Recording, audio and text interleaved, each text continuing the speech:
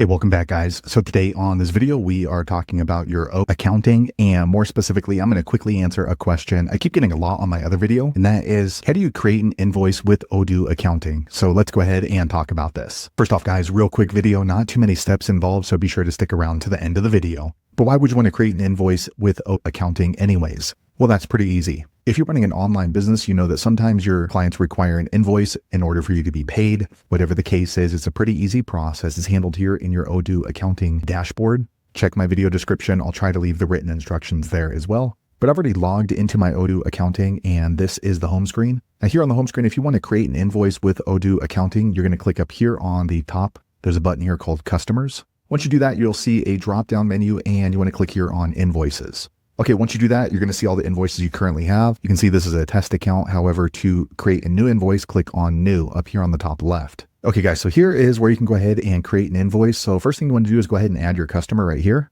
So just scroll through until you see the customer. If you don't have that customer, you can go ahead and add them. YouTube video. Okay, so I'm going to click Create and Edit. So I'm going to go ahead and add a new company. So let's say this is 123 Plumbing. Here you can go ahead and add in that customer information if you want. For me, I'm just going to add the name this time and save and close. Okay, now you can go ahead and just start filling this out. It's basically just data entry. So here we're going to go ahead and give them an invoice number, 457. Okay, down here we're going to go ahead and add a product. So add a line, and we're going to add a product. Let's do YouTube video creation. Okay, and I'm going to create a new product. And then here we're going to go ahead and add which account this is for. Okay, product sales. Okay, let's go ahead and say they're just going to purchase one service from me, and the price, we'll go ahead and edit that. Let's say it's $9.99. Taxes, this is a service, so I'm going to go ahead and back that out. And you can see it just updates the price automatically. So you can keep adding in products for this particular invoice. Up here, you want to go ahead and change the invoice date. So we'll leave it at today. And the due date, let me go ahead and say this is going to be out 30 days from now. If you're going to add terms, you can go ahead and add that here.